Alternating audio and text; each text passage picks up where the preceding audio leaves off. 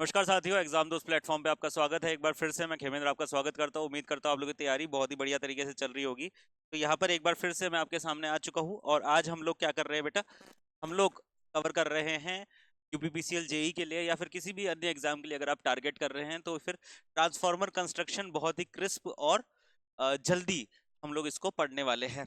Complete information आप लोगों के पास मिलने वाली है just in the process of 15 minutes का टारगेट हम लोग रखते हैं। चलिए तो स्टार्ट करते हैं आज की क्लास को। 15 minutes concepts in the transformer transformer construction basically. तो बिफोर मूविंग अहेड, ट्रांसफॉर्मर की मैं बात कर लूं तो ट्रांसफॉर्मर क्या होता है आप सभी लोग जानते हैं। बिल्कुल बेसिकली हम इसको देखेंगे। अगर आपके पास बहुत ही नॉमिनल नॉलेज है तो फिर आपके लिए बहुत ज्यादा यूजफुल ये रहने वाला है। Transformer is an static electrical machine which transform electrical power from one circuit to another circuit। भाई ट्रांसफर करी जा रही है पावर एक सर्किट से दूसरी सर्किट के अंदर without change in the frequency. इसमें फ्रीक्वेंसी का बदलाव नहीं होता है। सबसे पहला पॉइंट ये है कि एक सर्किट से दूसरे सर्किट के अंदर पावर ट्रांसफॉर्म करी जा रही है जिसमें फ्रीक्वेंसी का बदलाव नहीं होता है। एंड इससे कम या ज्यादा क्या होता है, वोल्टेज और करंट की वैल्यू इंक्रीज या डिक्रीज करी जाती है depending on the transformer and the number of turns. And importantly power remains constant. And importantly power remains constant. तो सबसे पहले हमने क्या देखा कि ट्रांसफॉर्मर एक इलेक्ट्रिकल डिवाइस है जो कि ट्रांसफॉर्म करता है इलेक्ट्रिकल एनर्जी को from one circuit to another circuit without change in frequency and power.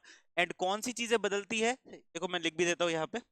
कौन सी चीजें बदलती है, एक तो बदलता है करंट और एक बदलता है आपका वोल्टेज। ये दो चीजें बदलती है।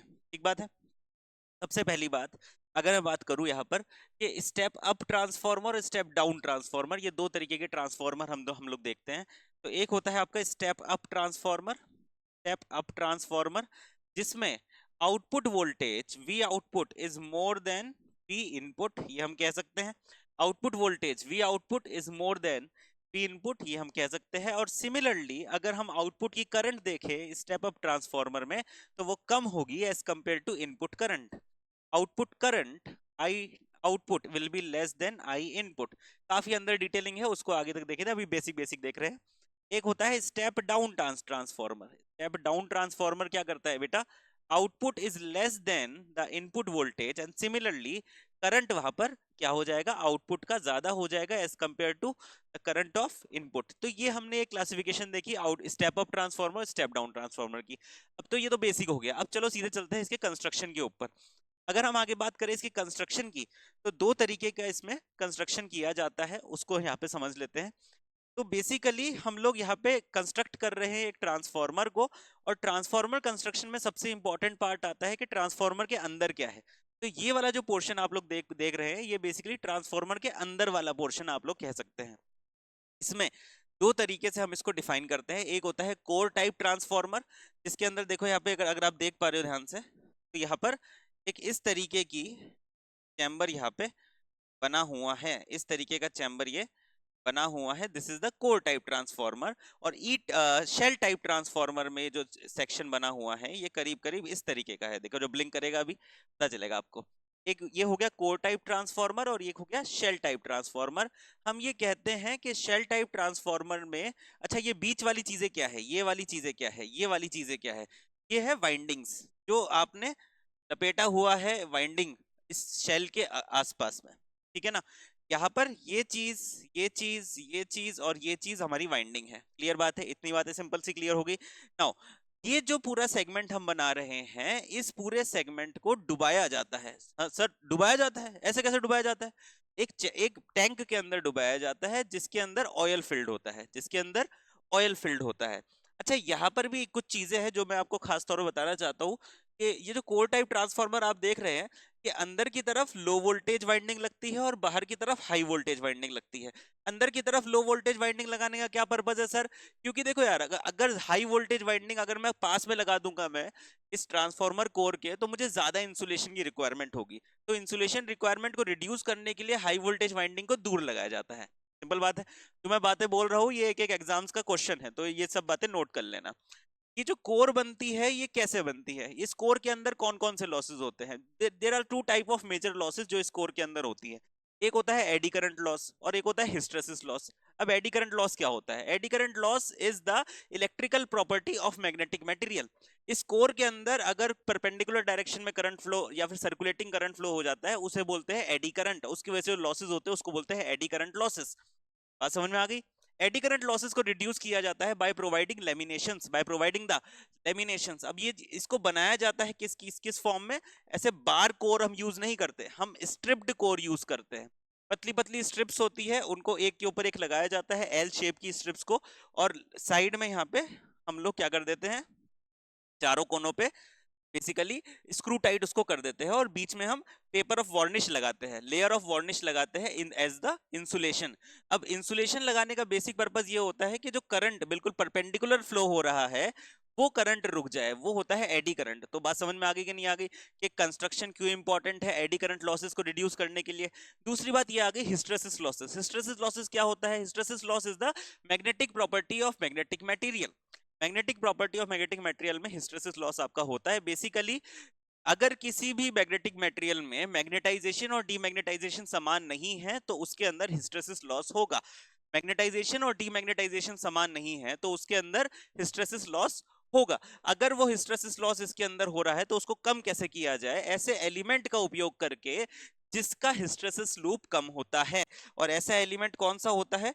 एक होता है बेटा आपका सिलिकन, एक होता है आपका सिलिकन स्टील का यूज करके, और एक CrGO स्टील का यूज करके। सिलिकन स्टील और CrGO स्टील का अगर आप यूज करेंगे तो ये डेफिनेटली आपका जो कोर लॉस है वो इम्प्रूव होगा, वो इम्प्रूव होगा। एक और तरीके का लॉस होता है, वो होता है आपका I²R, जो कि कॉपर लॉस कहलाता है। वो बाइंडिंग के ऊपर डिपेंड करता है। अच्छा, एक और बात, आप लोड कितना ही बढ़ा लें आपका कोर लॉस इफेक्ट नहीं होगा, क्योंकि जो नेट फ्लक्स रहता है इस पूरी की पूरी कोर में वो क्या रहता है? कांस्टेंट रहता है। अच्छा सर, ये कोर लगाई ही क्यों? मैं ऐसे ही वाइंडिंग लगा दूं? देखो, मिनिमम रिलक्टेंस पाथ, ये फ्लक्स के लिए मिनिमम रिलक्टेंस पाथ प्रोवाइड कराने के लिए इस कोर को लगाया जाता है। फ्लक्स के लिए मिनिमम रिलक्टेंस पाथ प्रोवाइड कराने के लिए इस कोर को लगाया जाता है। अब ये बात तो तुम समझ चुके हो, एक होता है कोर टाइप, एक होता है शेल टाइप, और इसको हम डुबाते हैं। किधर डुबाते हैं? एक टैंक में डुबाते हैं। अब वो टैंक की बात करते हैं। तो ये वो मेरा पूरा का पूरा टैंक है जिसके अंदर अपन ये चीज को डुबाते हैं। अब इसमें क्या क्या चीजें होती है? अब ये जो बाहर से आपको ऐसा दिखता है, इसके अंदर उस अरेंजमेंट को रखा जाता है। किस अरेंजमेंट को? आपके कोर और शेल टाइप की, या तो कोर होगा या शेल होगा, depending on the requirement. Okay, इसको अंदर डुबाया जाता है और उसके अंदर ऑयल फिल्ड किया जाता है। अब देखो यहाँ पे कहानी शुरू होती है। ये है यहाँ पर मेन टैंक। मेन टैंक यहाँ पे आपको दिख रहा है। अच्छा, अब उसके अंदर पूरा हमने डुबा दिया। अब क्या क्या चीजें हैं इसके अंदर, उसके बारे में बात करते हैं। टैंक का कवर हो गया, ड्रेन ऑफ हो गया। हाँ जी, यहाँ पर एक बहुत ही इंपॉर्टेंट चीज आती है, कंजर्वेटर टैंक। कंजर्वेटर टैंक क्या होता है? अब मान लो कि तुमने क्या करा है, अपने घर का एसी चालू कर दिया। इसी तरीके से तुम्हारे बगल वाले घर वाले अंकल ने भी अपना एसी चालू कर दिया। इसी तरीके से तुम्हारे घर के आसपास की सभी कॉलोनी के लोगों ने अपने अपने एसी चालू कर दिए। अब इसमें होगा क्या? ये बेचारा ट्रांसफार्मर से सभी के सभी एसी क्या खींचेंगे? करंट को खींचेंगे। ट्रांसफार्मर से सभी के सभी एसी करंट को खींचेंगे। तो इसका मतलब ट्रांसफार्मर की सेकेंडरी में करंट बढ़ेगा, लोड बढ़ेगा, कॉपर लॉस बढ़ेगा। बढ़ेगा कि नहीं बढ़ेगा? बढ़ेगा ना। जब लोड बढ़ेगा, कॉपर लॉस बढ़ेगा, इसकी सेकेंडरी का करंट बढ़ेगा, तो डेफिनेटली वहां पे I²RT से हीट प्रोड्यूस होगी। क्या होगी? हीट प्रोड्यूस होगी। अब उसको ठंडा करने का काम किसका होता है? वो काम होता है इसके अंदर बैठे हुए ऑयल का। ऑयल का क्या काम होता है? कूलिंग प्रोवाइड कराना और इंसुलेशन प्रोवाइड कराना। कूलिंग और इंसुलेशन प्रोवाइड कराने का काम किसका होता है? ऑयल का होता है। अब वो ऑयल, क्योंकि भाई वाइंडिंग गर्म हो रही है तो ऑयल में भी गर्म गर्म होएगा। भाई ऑयल भी गर्म होएगा तो ये बात पक्की हो गई कि ऑयल भी गर्म होगा और ऑयल ठंडा होगा। जब ज्यादा लोड होगा तो ऑयल गर्म होगा, जब कम लोड होगा तो ऑयल ठंडा होगा। ज्यादा लोड होगा तो ऑयल गर्म होगा, कम लोड होगा तो ऑयल ठंडा होगा। इस वजह से ऑयल की वॉल्यूम में एक्सपेंशन और रिडक्शन होता रहता है। इस वजह से ऑयल की वॉल्यूम में एक्सपेंशन और रिडक्शन होता रहता है। अब मान लो भैया, हमने तो ऑयल फुल भरा था यहाँ पर, ठीक है ना? तो भाई किस तरीके से भैया ये एक्सपेंड होके क्या कहा जाएगा? अब देखो, ये ऑयल एक्सपेंड होके कहा जाता है कंजर्वेटर टैंक के अंदर जाता है। ऑयल एक्सपेंड होके कहा जाता है कंजर्वेटर टैंक के अंदर चला जाता है। मान लो फॉल्ट कंडीशन आ गई, मान लो फॉल्ट आ गया, बहुत ही जबरदस्त करंट आ गया, तो भाई बहुत ज्यादा हीट बनेगी, बहुत ज्यादा ऑयल ऊपर चल जाएगा। यस और नो? बहुत ज्यादा हीट बनेगी, बहुत ज्यादा गर्मी होगी, बहुत ज्यादा ऑयल ऊपर चल जाएगा। तो इसी वजह से उसके फ्लो को निर्धारित करने के लिए कंजर्वेटर टैंक और मेन टैंक के बीच में लगाया जाता है बुकोल्स रिले। क्या बोला? बुकोल्स रिले लगाया जाता है।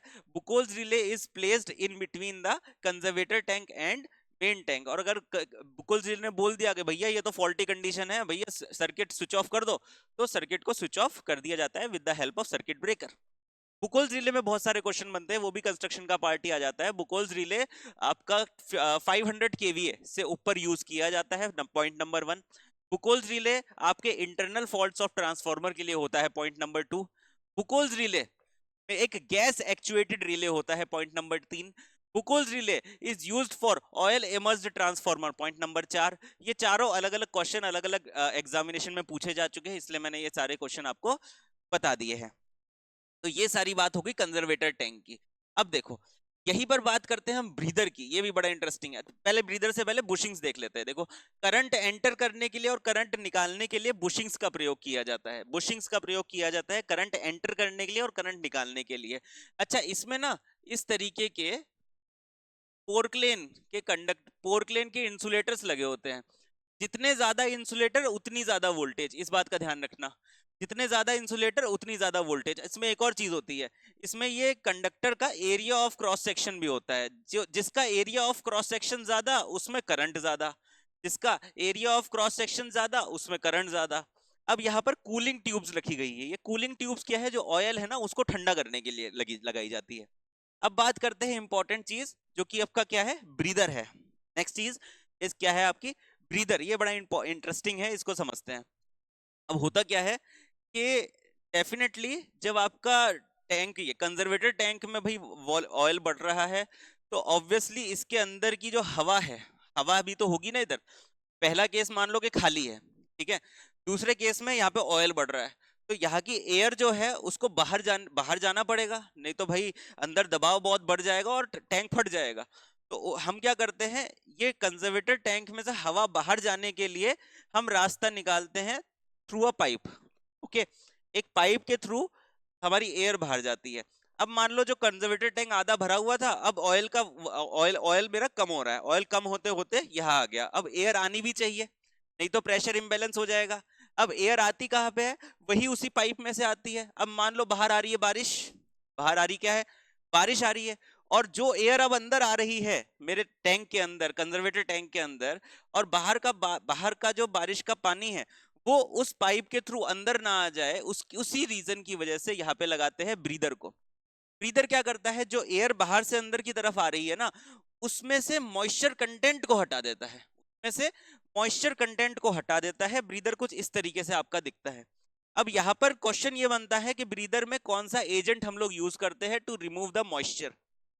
नोट कर लेना, सिलिका जेल का उपयोग हम करते हैं। सिलिका जेल का उपयोग हम करते हैं ब्रीदर के अंदर टू रिमूव दैट मॉइस्चर। कौन सा मॉइस्चर? जो बाहर की तरफ है, एयर अंदर की तरफ आ रही है कंजर्वेटर टैंक में, उसको बचाने के लिए। क्योंकि अगर मेरा मॉइस्चर अंदर आ गया तो वो सीधा मॉइस्चर कहा जा सकता है, बाइंडिंग में जा सकता है, मेजर शॉर्ट सर्किट हो सकता है।